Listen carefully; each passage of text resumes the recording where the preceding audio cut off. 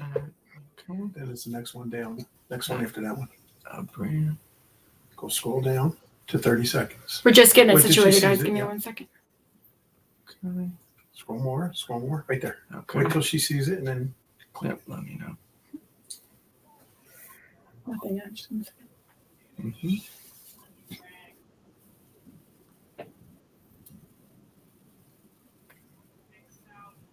I think I see that. All right, so we're going to start a 30-second countdown to start the show. We'll come back. We'll introduce you, the show, and we'll go from there. Sounds good. And it's Dani, right? Yes, it's Dani, the Dani Perro Show. I want to make sure I was saying it right. You were saying it perfect. Thank you so much. I'm excited to talk to you. Thank you. All right.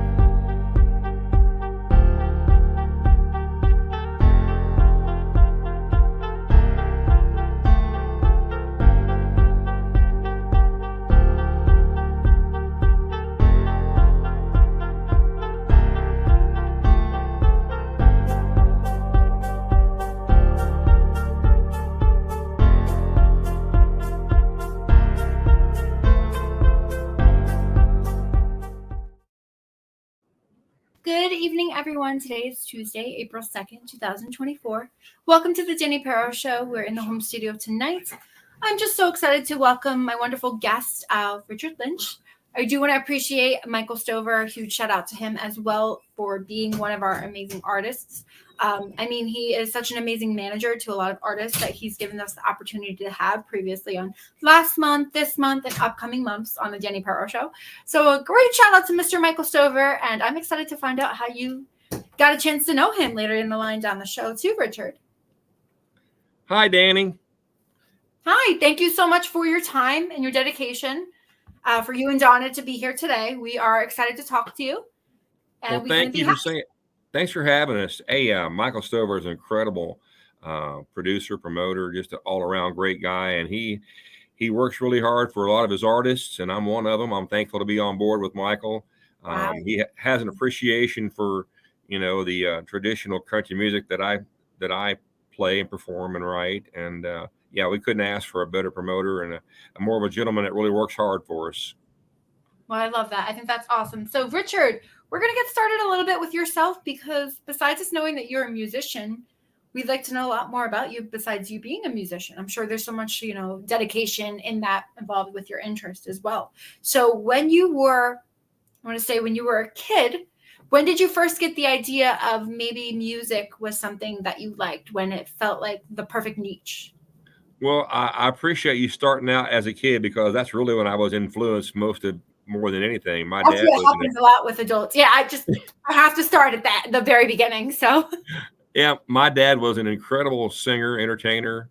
My goodness, he played all over the place. Worked with so many of the greats of the 1960s and 1970s, and some of the artists of that era. Bobby Bear and Glenn Campbell and the Osborne brothers and Porter Wagner. I mean, I'm just touching the surface of all the musicians and so forth, the country singers that my dad performed with. And I knew at a young age that's something that I really wanted to do. As a matter of fact, at the ripe old age of 8, I was at the very first show watching my dad perform live, and he was playing in Dayton, Ohio, working with a guy by the name of Porter Wagner. Now, Porter Wagner was on television every Saturday night, and here this 8-year-old kid is out in the audience watching my dad perform with this guy we watch on TV every Saturday night. So I'm blown away. Yeah, you noticed something with that, right? Yeah. And so, me and my mother are enjoying the show, and I had no idea, but my dad, pointed down to my mom and said, "Hey, send Richard up here." And so I went up on the stage at the ripe old age of 8 years old and did an old Buck Owens song, "I Got a Tiger by the Tail." And as you might imagine, an 8-year-old kid playing with his dad's band, who was pretty well achieved and accomplished at the time, it went over pretty good. So I was bit pretty good. You had no stage fright at being 8 years old, Richard? Well, no, really, there wasn't. I just went up there and did my thing, and that country music bug bit me right then and there, and I've been doing it ever since. So we'll say a little bit after the show when you got the idea of, being on stage with your dad was something you wanted to do. Was it something that you wanted to continue maybe more with your father, or was it something that you think you were looking into doing yourself as well when you were growing up, like being solo or with a band, or what were you kind of debating between? I know you were young, so. Well, I would have loved it, and You. I would have loved to just play with my dad. I mean, I was so enamored with my dad, and the man was just so incredibly talented. And and then as time goes by, and you hit your wagon with your high school buddies, and we're doing our own little thing. We kind of just did our own little thing. Dad continued doing what he did, and then ultimately I chose the direction to where I did a lot of writing and more of the at that time the more modern country music of that era. We're talking in the 80s and 90s. From that era when we were playing as much as 200, 300 nights a year. And, that's a great memory, but Dad wasn't going to play that much. I can tell you that. Yeah. Okay. I love that. So that was the opportunity kind of where you feel like, I mean, obviously, yeah, you probably did want to grow up with your father. You know what I mean? Like doing more music with him, getting an idea of, hey, this is what I love to do. This is what I would like to do with you. Can you teach me? I'm sure. Did he bring you under his wing? Did he give you like, help or any like lessons or anything, just an interest with your dad? Well, he did. In all honesty, I was playing in the honky tonks long before I was 21 years old. Okay. I shouldn't have been in there. And the comment was, "Well, that's Woody's boy. He's okay. You're all right. He's all right. We're not going to throw him out of here." Your dad's But name had was it not Woody? been for my dad, I wouldn't have had all the opportunities, or a lot of the opportunities that I had growing up as a youngster. And then ultimately, it's up to you to continue and create your own opportunities. Dad gave me some opportunities, and I met some people, but ultimately it was up to me to keep doing good and creating my own thing. Collaborations and your Right. songs, and probably were you looking into like guitar or anything at this point too, or was it more just music? Well, just I didn't start playing guitar. I didn't get really serious with guitar until about the age of 12. okay. So and Dad was showing me some chords and different things, but really a guy I went to school with, Tim Halsey, was my age, and he was real patient with me. My dad wasn't quite as patient with me, but Tim really, he broke it down, and I was able to learn and really excel. And I'm just thankful that my dad gave me the ambition and the determination, but Tim kind of helped me along at a young age to where I can kind of flourish and try to get better on the guitar. So there's the direction as to how it all came about on the guitar end of things. Do you remember the very first chord you got a chance to learn and how excited you were when you were like, I accomplished this? Isn't that so exciting when that happens? It was. I can remember my very first song was an old Hank Williams song, and I actually could sing and chord and play the chord progression at the same time, and I was so impressed. I was with myself. Now, I don't think anybody else was necessarily impressed, but I was learning. Because you were learning. Yes, exactly. Yeah. But that shouldn't matter to anyone else. You were learning. You were understanding what you were learning. And, it doesn't matter that people try to judge us in the stupid ways that they do. We're learning from it. So Exactly. And that's how it should be in every aspect of life, occupation, is life in general. Learn as you grow, and always get, be willing to learn even as you, get older and whatnot. I never want to quit learning. Very, very true. Well, I'm sure even you today at this time of what you do, whether you're a musician and I'm sure a full-time, maybe dad, or you have a lot of things going on as well. I'm sure that we're always learning. We're always in a certain path where it's always going to be a learning curve, or it's going to be something that you didn't know and then you were just taught something. So it's either learning or understanding, but it's always going to be that way in life. Yes. Well, I wanted to say, with you being young and, getting the feel for guitar, and you were looking more into music and everything. Now, the inspirations that you kind of grew up with, besides your dad, was there any other like musicians that you saw on tour, or you wanted your music to sound like theirs, or? Oh, yeah. Right out of high school, I was playing, 3, 4 nights a week, and a guy named Keith Whitley came along, and my goodness, he was just such an inspiration to me. He had a very short life. He left this world way too young, but in the 4 or 5 years that he was actually, recording and traveling and doing what he did out there, I was so inspired with him. I was very fortunate because I actually got to do a show with Keith before he passed away. And another gentleman that really inspired me from a young age would be a guy named Conway Twitty. I was just so enamored, impressed with his vocal delivery and the song choice. He always sang for the ladies, and he knew exactly what the ladies wanted to hear. And what we want to hear. Yeah. yeah. Almost. So it's something that those two artists, really inspired me at a young age, and to this day they do. They're just incredible artists.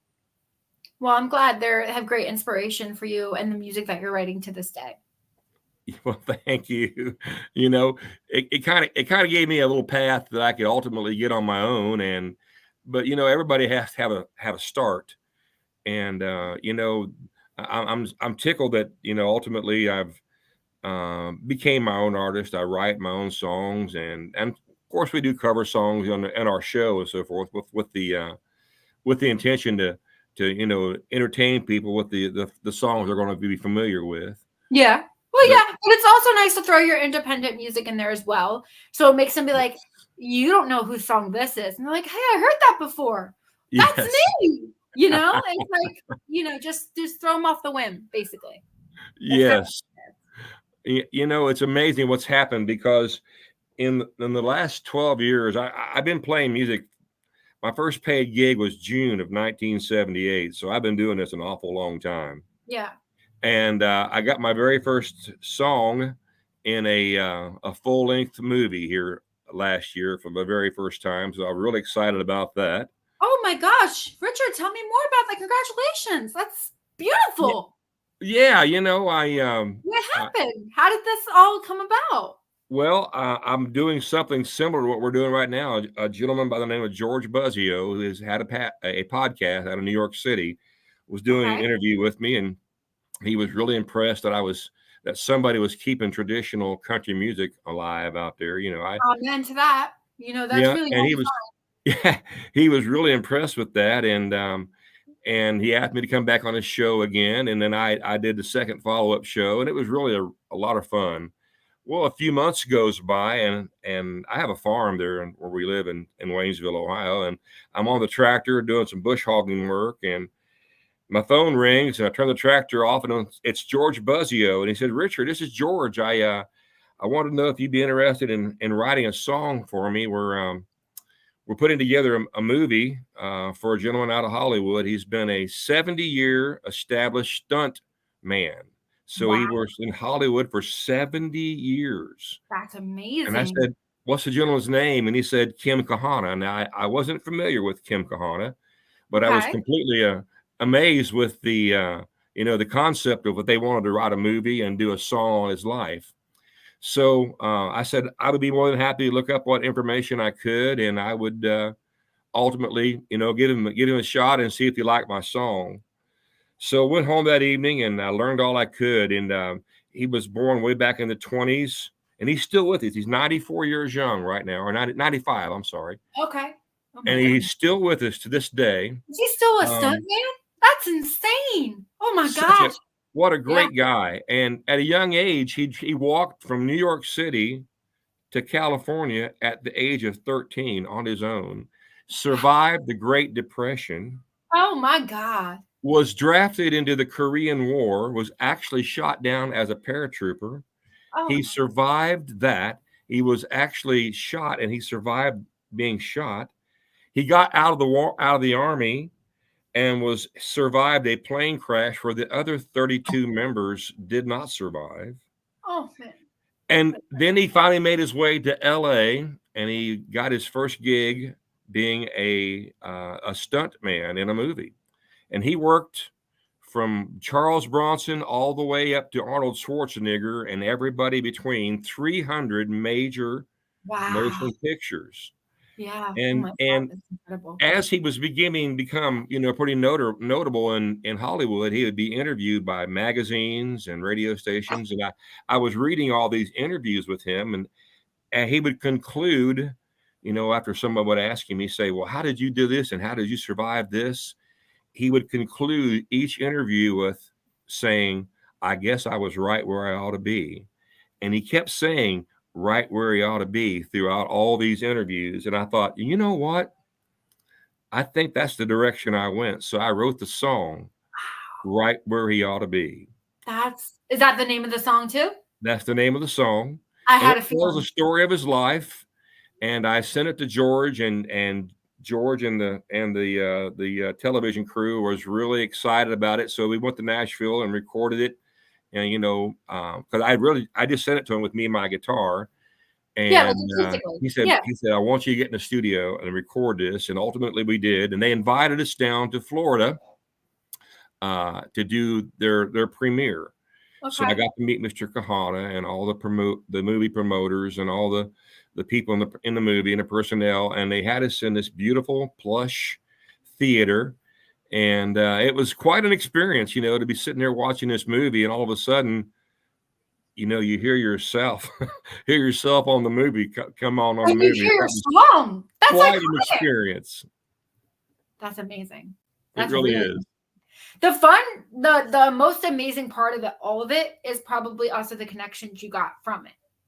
Right? I'm sure there were many connections that were happening afterwards, or people were like, oh, who's this? And then your name is also a part of the credit scene, like where Yes. it's gonna see. Yes. That's also amazing. The And dedication. to actually hear the recording that, in the movie that, at first, because the movie is really good.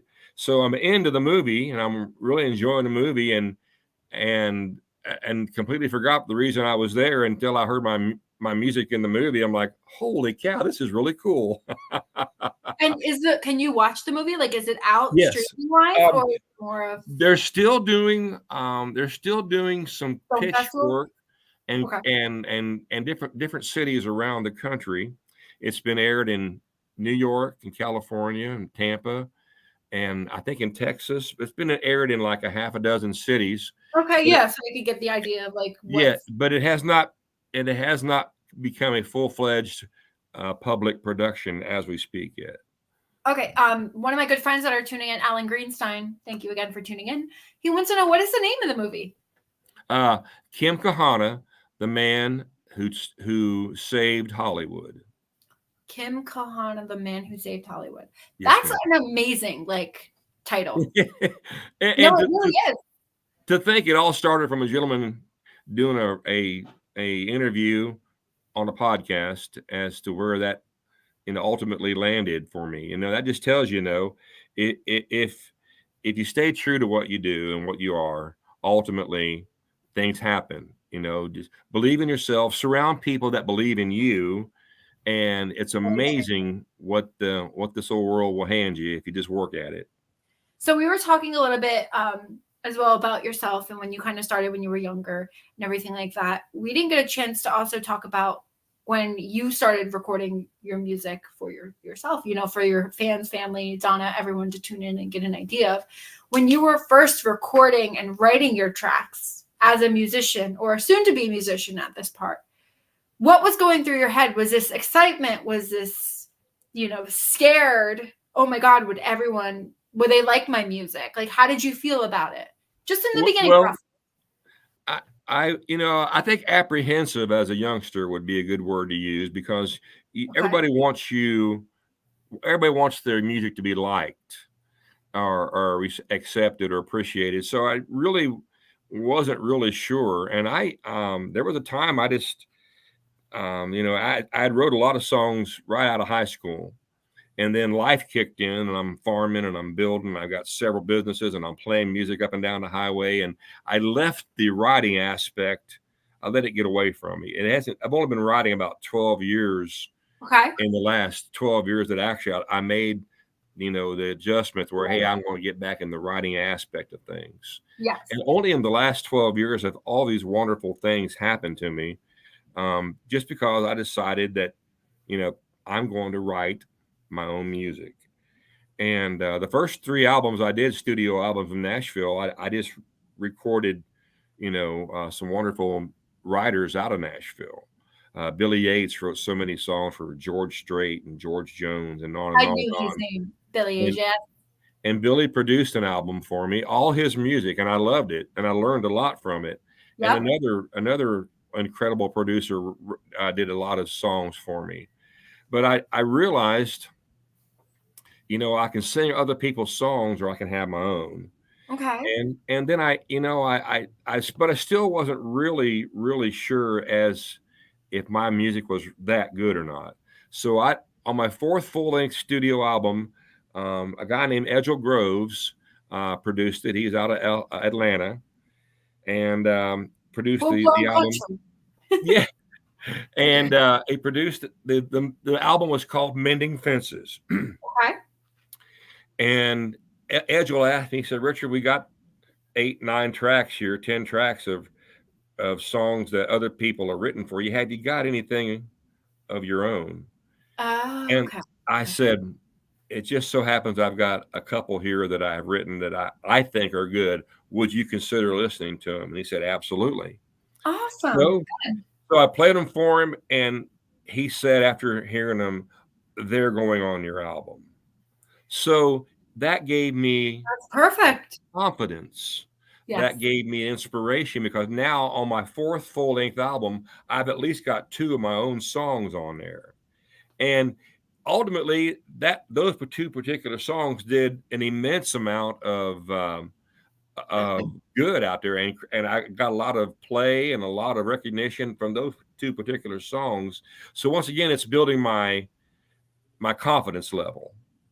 And we have since recorded 4 more new albums, all of which I have written all the songs on there. So that's incredible. So it definitely starts with you. I don't want to say not believing in yourself, because it was also you understanding how, making your own album works and what you wanted to put out there and what other people would love to listen to. But having a second ear in the industry definitely brings you more collaboration, where you're getting an idea of, hey, that's an amazing song. Why is that not recorded and on your album? Yeah. You know what I mean? Like, it's a second type of response where you weren't maybe interested or knowing about it, and they mentioned it to you, and you're like, okay, now I'm going to have the confidence because I know what I want to put out, and you understand more of, what it means to make an album. You're exactly right. And there's nothing more gratifying right now in my life than to take that pad of paper and that pencil and my guitar and put it on my little home recording device. We send it to Nashville. They chart everything out. Yes. We get in that studio with those session musicians, and that little idea from that pad of paper now comes to life. And there's nothing more for me gratifying than to hear my song come to life again, and to have people ask for it. And I've been fortunate. Been fortunate enough to have a couple artists approach me now with interest in writing and recording some of my own songs. So it's not just me recording them now. I'm getting some interest in other folks recording some of my music. That's another avenue of pride that I didn't necessarily. Or collaborations are also really great for you too. I'm sorry? A lot of collaborations with different artists. That's also really good for you too. You are so right. There are so many wonderful artists out there that would love the chance to hitch their wagon with somebody and write a song with someone. And I can think of a half a dozen folks right here in our area, wonderful musicians that's never had a opportunity to sit down and write. And we have since collaborated. And I mentioned we have 4 new albums in the last several years that we recorded. It's because of just that, sitting down and being willing to write and learn from each other and build repertoire between each other, and ultimately a good song comes from it. And is it you and a band, like you and some friends? Oh yes, I work with a 6-piece band. Okay. We play, oh my goodness, from Texas to New Hampshire, and from and from Ohio to Iowa and all points between in Florida. Just we travel up Florida, Bernie Road. Georgia. Yeah. Yeah. All the We- country places. North Yes, Carolina, South Carolina. yes, with a lot of places out there that are are just um, hungry for the traditional country music, and that's the direction that I go. And we, in addition to our road travels, we have a farm, and then we have a big old barn. Pretty much they call it a theater, but it's a big barn that we built and have a stage in it. We have a Grand Ole Opry star once a month, May through November. We'll bring a Grand Ole Opry star, and they'll grace the stage with us. Do And you have that scheduled as well? Will you handle the scheduling for that? yes, we do. We have the entire schedule. And we'll kick off our 2024 season with a guy named T. Graham Brown. Now, T. Graham Brown had a lot of hits in the 80s and 90s, and he's still out there doing it.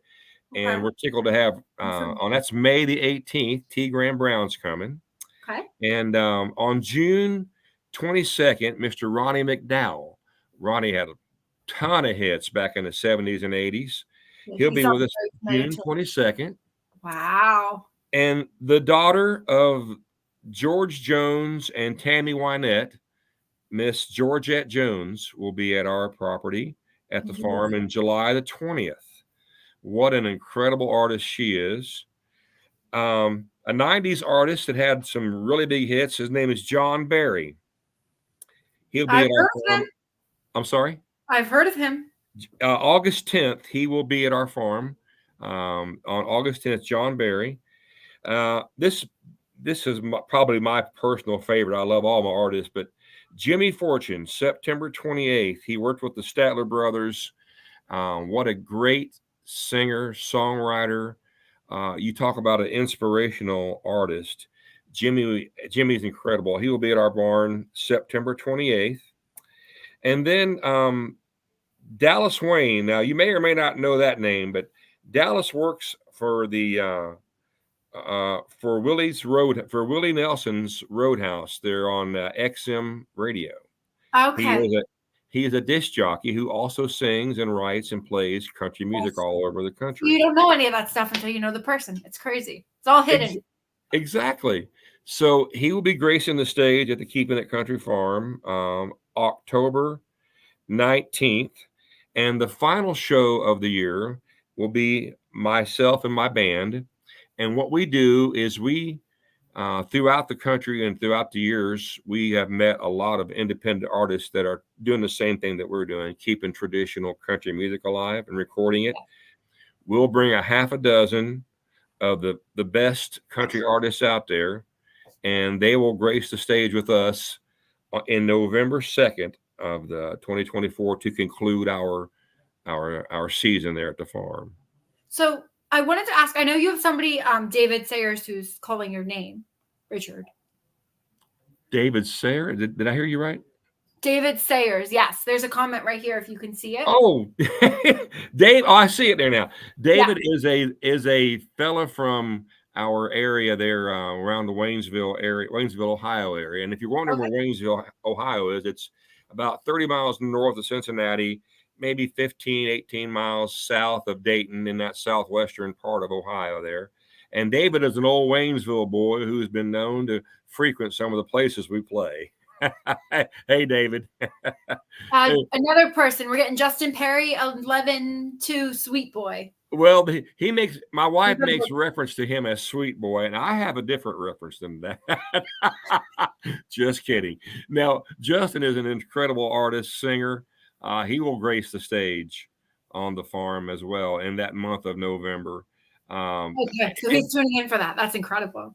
Yes, and that just gives you an idea.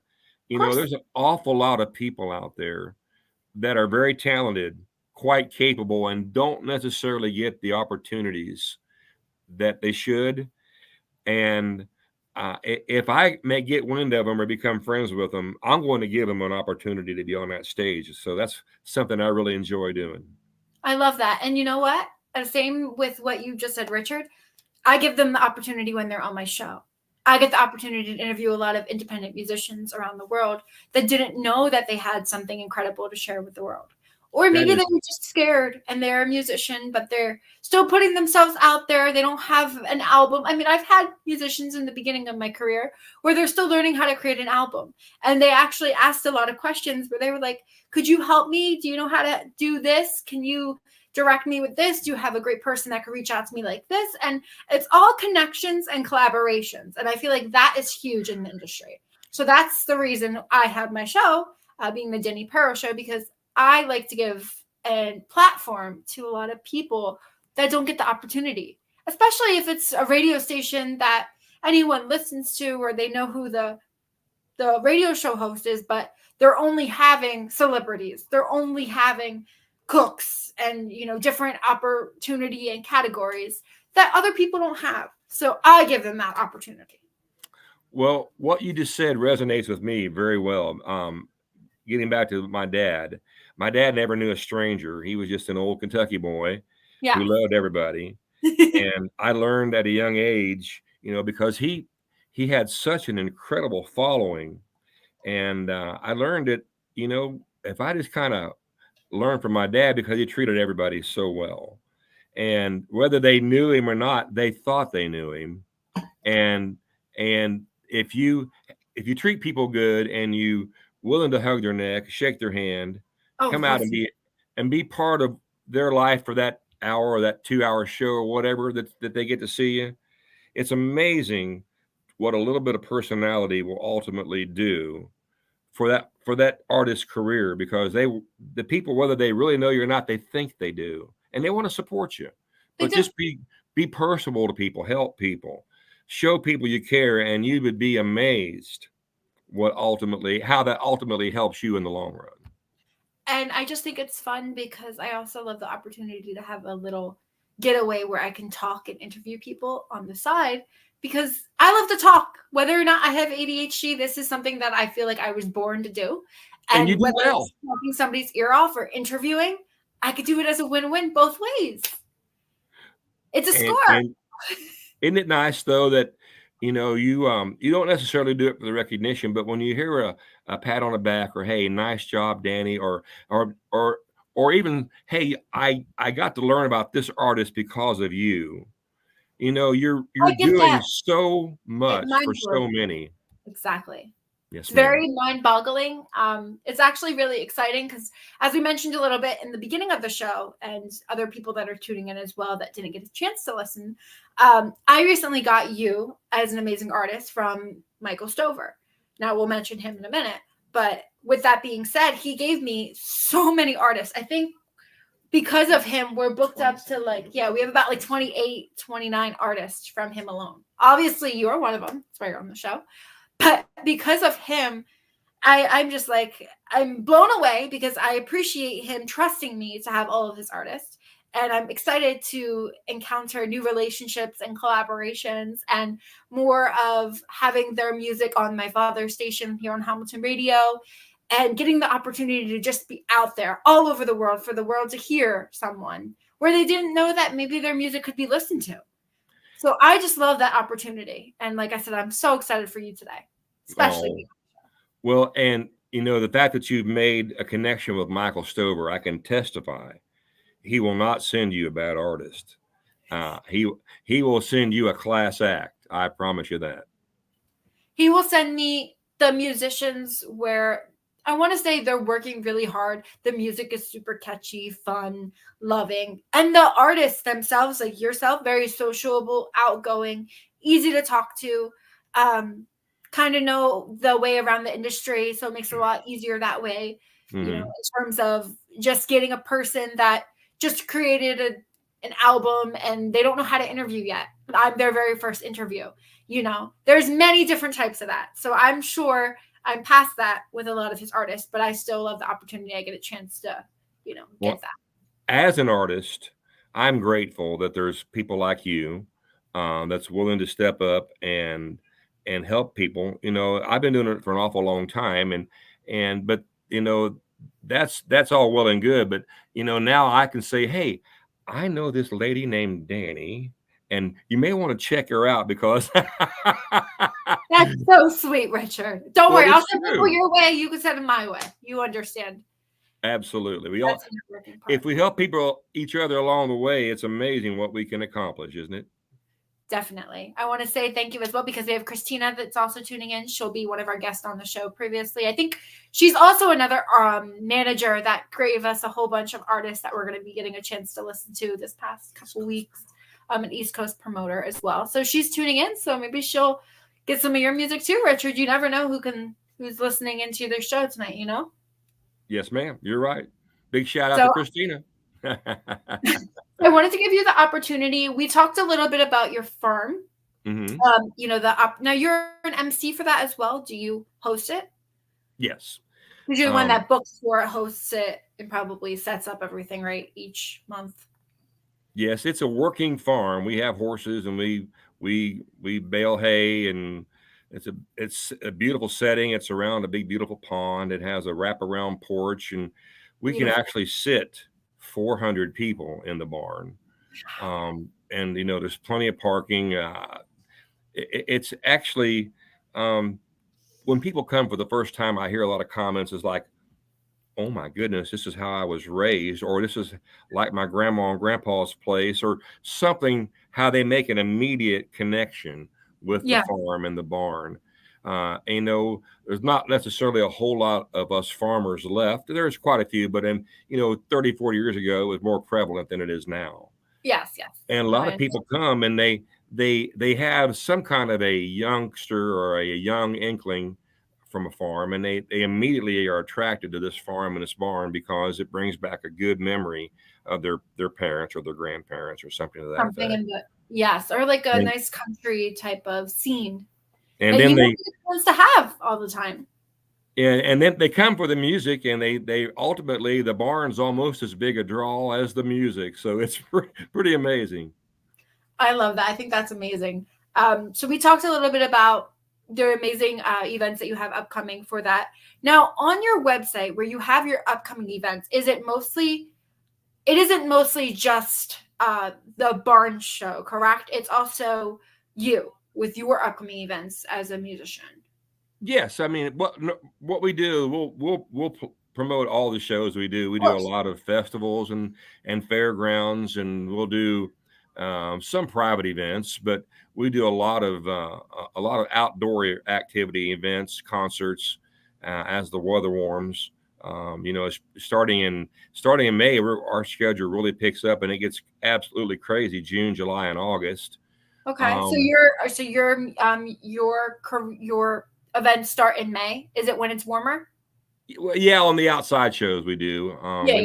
We play the Ohio, Indiana, Kentucky pretty much exclusively, and I mentioned earlier that we'll run to Texas and we'll go to Florida, and there's half a dozen, 10 or 12 other states that we go to. This year we will only do a handful of actual road dates because we have just gotten so busy within the tri-state area, Ohio, Kentucky, and Indiana. Yeah, and we're traveling. Right. So yeah, but we talk about the farm because it's so close to our hearts, and it's a labor of love. We put in a lot of effort and a lot of work, bringing the artists, that's the Grand Ole Opry stars and everything, to our farm, and of course our band. I think that's incredible, though, that you get the opportunity to do that. Where did that come from? You were just like, I want to have a grand, like something iconic and amazing for your. You're right. I mean, and it's off a whim, but it's beautiful. The barn is such an intimate setting that you just, like, for instance, like, hi, Miss Hilda. She just put her name up there on the screen. Yes, I wanted to make sure we mentioned she her. comes to absolutely every one of our shows there at the farm, and you can actually get to meet Ronnie McDowell or T. Graham Brown or Georgette Jones or some of these Grand Ole Opry stars that's been, maybe you've been a fan of for 20 years or 30 years or 40 years, and to actually get to meet them and sit and have a conversation with them, to stand in line and buy their merchandise from them, and you can actually get to know the artist, and you just can't say that at every venue that you go to. And so that's what really makes the farm that more unique, is the fact that we get to share our love for the traditional music, but they actually can get to meet the artist that's been doing it for all these decades and years. I think that's incredible. Also, promotion wise for them, right? You're promoting them right now on your website, probably your social media with yourself. Mhm. But if you also need the opportunity as well, you're more than welcome to tag us here at the Dani Perro Show. We'd be happy to help promote your events as well for all the upcoming artists. You get that type of connection too. Yes, absolutely. So any way we and can help you with that, let us know. well, thank you. And it's not a one-way street. A lot of times we'll do these shows with I call them my heroes, and they become my friends over the last 10 or 12 years, the artists themselves. And then they'll reach out to us. Hey, we're playing a show. Can you help us play in Tennessee or something? And so it's a good working relationship with the artist now. I'm so blessed and thankful that I grew up just completely mesmerized by a lot of these artists, and now I can call them my friend. That's pretty special. And getting the opportunity to hang out with them too after the show, versus like when you go to other shows, they always kick you out. Yeah. It's your own venue, so you can create your own rules and make it exactly the way you want to have it. Well, it'd be my wife's rules. It's Donna's rules. But I'm sure with that being said, it's also more of, I don't want to say free fly, but more of, in a professional state, fun. Country It really fun. is. The sound system in the barn is state of the art.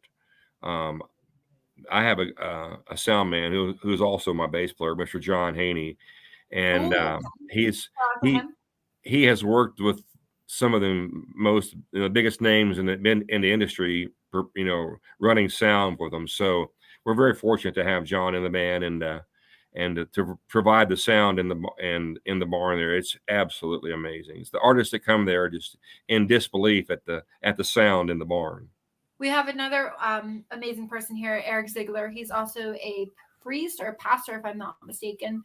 Wonderful to have him tune in tonight to the show. You're bringing a lot of viewers and comments here tonight, Richard. What is going on? Well, everybody loves you. This is incredible. Well, let me just say this. I think people are hungry for real traditional country music. I think people are really hungry for that right now. If you've been an artist if you've been a country fan for a lot of years, you're kind of wondering where your country music has gone. And I want to be that artist that brings that traditional sound back. And I think people are just kind of hungry for that sound right now. I definitely have to say I agree 100%. And we just got a comment that he's going to put up in a second from Donna. She said, because Richard is the best. But just because you are the best, it's also because it just seems like in this industry, whether it's country or any type of music, they let it die. And it doesn't sound like they let it live out anymore. I feel like when I was younger, it was huge. And it's like nowadays you don't even hear it. I mean, I listen to the country station all the time, don't get me wrong. But if it wasn't on, nobody would be listening to it. It's not always trending anymore. It's weird. Well, we're pretty fortunate in our area here. There's a radio station called Real Roots Radio, and they have a 3 a.m. and 3 FM stations, and it takes up all of southwestern Ohio and into Indiana and part of northern Kentucky with a really good signal and a footprint for real traditional country music. And they play bluegrass, and they'll play, but they're our kind of music. They're keeping the George Joneses on the air. They're keeping Merle Haggard on the air. They're keeping Conway. They're keeping the people that, that was the Whalens of our era. For those people that really were the heavy hitters from our era, they're still on the radio, and the people that really want to hear that sound. And I'm thankful that we have a station that understands the need for that. Well, I was going to say another one of Michael's artists, Miss Freddie. When I had her on the show, Miss Freddie, I was just like, oh my God, she's bringing jazz back. What? Again, I feel like every genre of music just seeps out of my head because nobody thinks about it or listens to it anymore. It used to be something huge in the, back in the day. So I was like, oh my God, all of his artists are incredible. I get musicians, I get different types of genres. I mean, it's a win-win, obviously, but it's incredible to find out all the musicians of the genres that you still play, that live on, that you make live on, Absolutely. that a lot of people don't really know about. And they thought country music was dying and jazz music is dying and blues music is dying. And that's where we owe you a whole world of thanks, because you do such a good job at what you do and create a lot of opportunities for artists who wouldn't have that opportunity. So big thank you to I us. love what I do. So I appreciate that. Thank you as well, Richard. That's so sweet of you. So I wanted to mention to yourself, we were talking off air, how you met Michael. I wanted to give that opportunity as well. So how did you get a chance to meet the incredible Michael Stover that we all hear so much about? Well, we met him briefly. I was asked to go to a award ceremony in Nashville, and he was actually being awarded that evening for his promotional skills. And we just he met me and I guess probably 8 or 10 other artists that evening, and we just had a really quick connection. I didn't really spend an awful lot of time with him, but my wife and we had another promoter at the time that really seemed to connect with Michael. And Michael brought another level of access to a whole bunch of people that we wouldn't necessarily ever got before had we not met Michael. And he's one of those guys that he says what he does. He means what he says. He don't blow smoke. If he can get something done for you, he'll tell you. And if he can't, he'll tell you that too. So, that to me holds a whole lot of water with me. I mean, I don't expect the world to land at my feet, and I'm very down to earth, and I realize that things happen for a reason, but Michael really has stepped up, and not just me. A lot of his artists have really had a lot of success, not just in the United States, but almost worldwide. We have a huge following in Europe that's unbelievable, that travels and follows the music there, and we owe a lot of that to Michael Stover. I think that's incredible. Well, that's so sweet that you got a chance to introduce him that way. For a lot of people that don't know who he is and everything that he can accomplish and do for you is amazing. Yes, he is. I mentioned earlier, and I'm sure you have younger artists right now that's listening, and if you can surround yourself at a young age with people that support you and believe in you, you will save yourself a bunch of heartache and possibly save yourself a bunch of money and not be taken advantage of. But Michael Stover is a gentleman who can help a young artist. He's not just going to take anybody, don't get me wrong, but if you have somebody with a direction and a passion and you believe in yourself, Michael will be the man to reach out to. That's amazing. Well, he reached out to us, and the rest is history. We got you on the show. We appreciate your time today, giving us a chance to get to know you, who you are, growing up with your dad, getting a chance to sing when you were 8 years old, having no stage fright. I think that's incredible. I don't know any musician I ever spoke to that didn't have stage fright. So you learned at a quick age to handle what you can handle, and I love that. Well, Dani, I want to say very much thank you for having me. And to all the listeners out there, I'd like to invite them out to our website. Go to richardlynchband.com, and you can learn anything and everything you want to know about us, our merchandise, our tour dates, our schedules. You probably learn more about us than what you want to know. But you have merch? Okay, I'm definitely going to look into that. I love getting merchandise from the people on my show. Getting a chance to support you in New Jersey. So I hope you enjoyed it as much as I did. Thank you, Dani, for having me. Well, I just wanted to say as well, we had Miss Darlene Gamble that's tuning in, and she said, we all love the Richard Lynch Band. We have made more friends through the music. You won't meet any more caring and down to earth than he is. Oh, thanks, Darlene. We love you too, honey. I thought that was adorable. And look, we still have comments coming in anyways, but Brad said from your number one fan, hi. Brad Chase, he's my number one truck driver out there across the USA. Hey, Brad, good to hear from you, buddy. Thank you for everything you do. Amazing to truck drivers, too. They have a lot they have to handle and take a part of. So we're very thankful for that as well. You bet. So I just wanted to say, so you got your social media where people can find you, your website where people can find you. Now, if somebody wanted to listen to your music, which is on your website, Mhm. and they want to get an idea of a nice, I don't want to say quick song, but like, what's one of your songs that you'd recommend somebody to listen to if they just heard your name? Who's Well, if Richard? they're just What if song they're would you just listen if they're just hearing my name for the first time, and you really are a genuine traditional country music lover, there's a song I mentioned. Billy Yates. He wrote a song for me. Well, not he didn't write it for me, but he wrote a song that I recorded from him.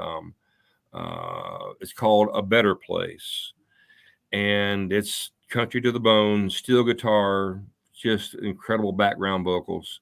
And I was fortunate enough to that song was on the indie charts for at number one for 33 weeks.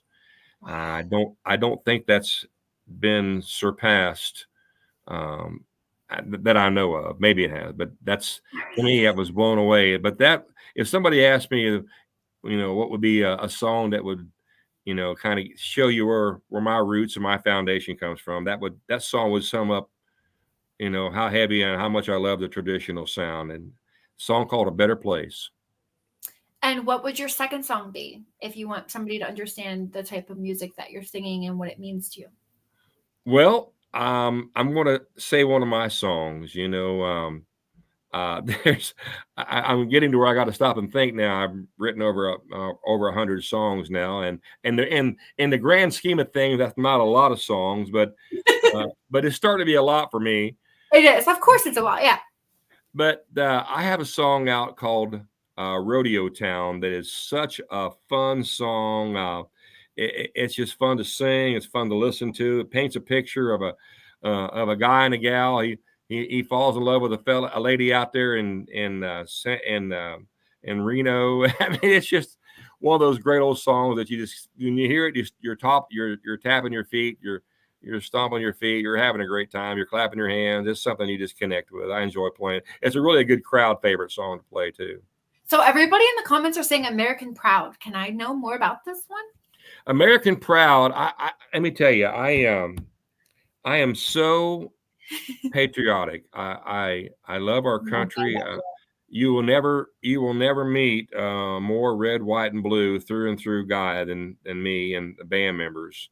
And I write a lot of patriotic music, and the American Proud song is a testimony to how I feel about our country, and that so many people that work hard every day and don't seek recognition or fame or fortune, but they're proud of our country, they're proud of their family, they're proud of the fact that they can call themselves Americans, and that's what American Proud is all about.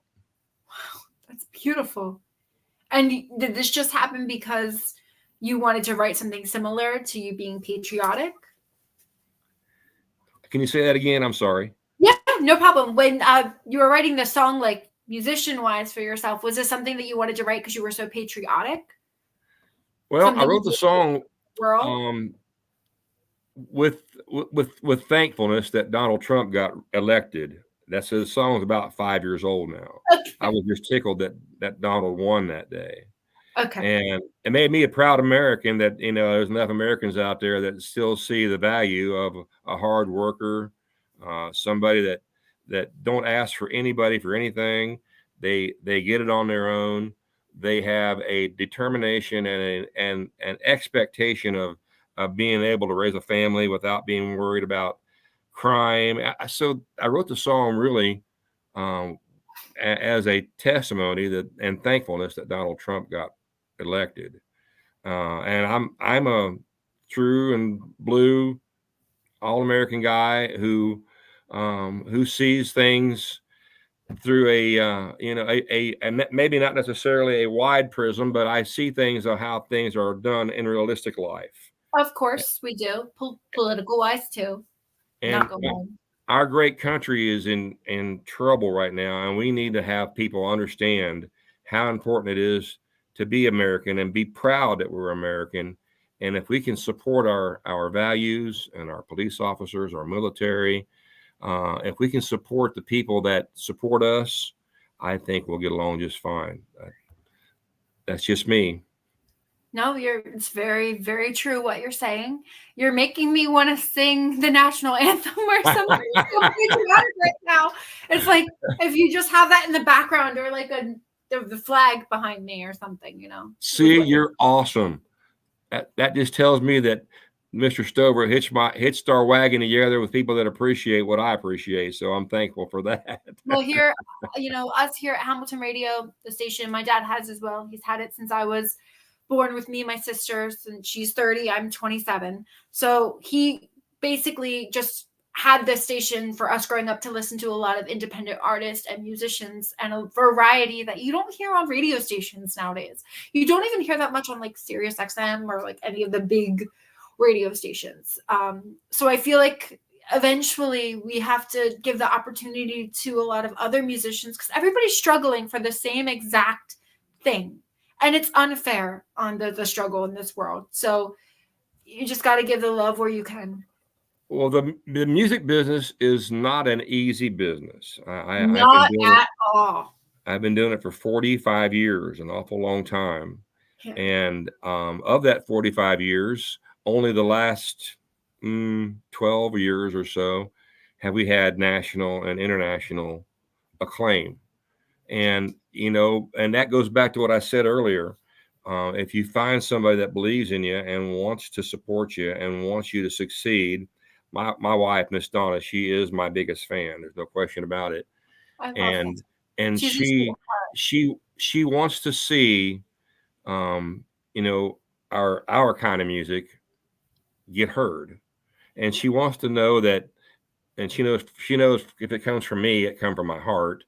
I just want that sound, and she wants that sound to remain out there. Now, whether it ultimately, will continue or not is up to the youngsters. And I try my best to influence a lot of the youngsters out there that, hey, you might want to consider listening to Merle Haggard. You might want to listen to old Conway, or there's even a guy named Richard Lynch is kind of doing it.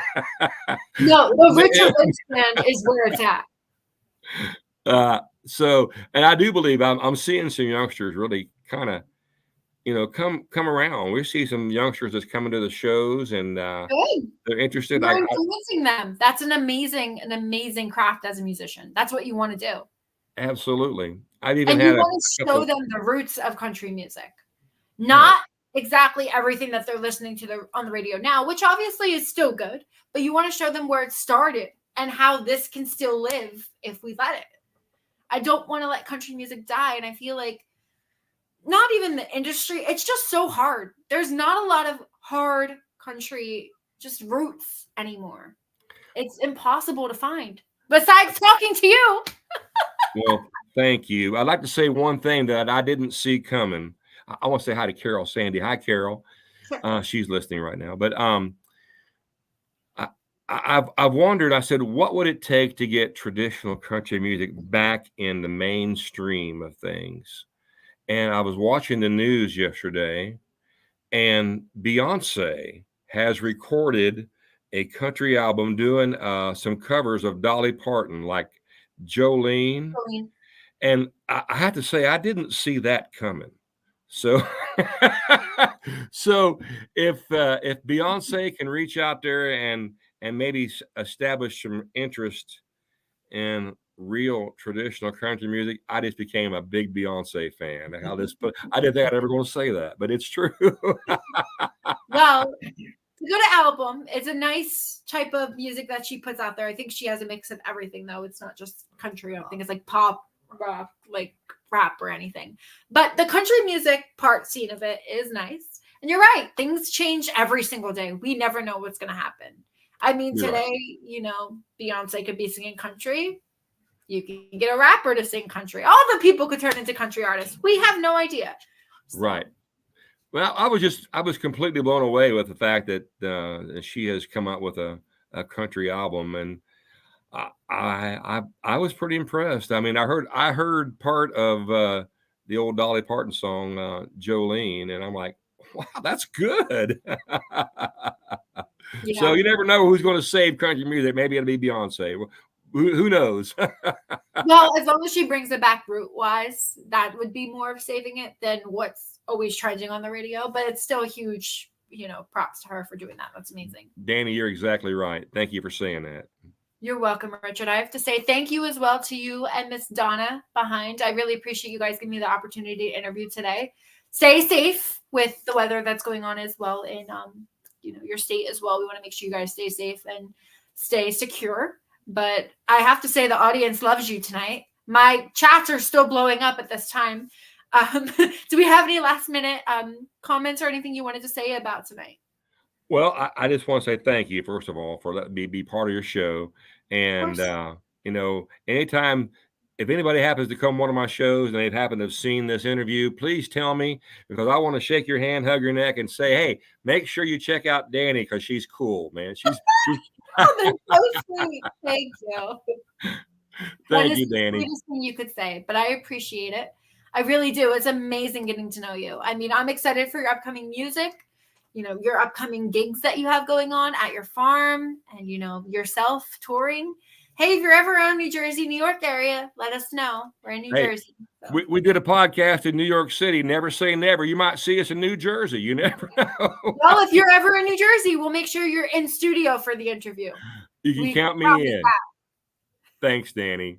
Thank you all so much for tuning in, everyone. Make sure you guys tune in every Tuesday night from 6:30 to 7:30. Have a great night, everyone. Bye now.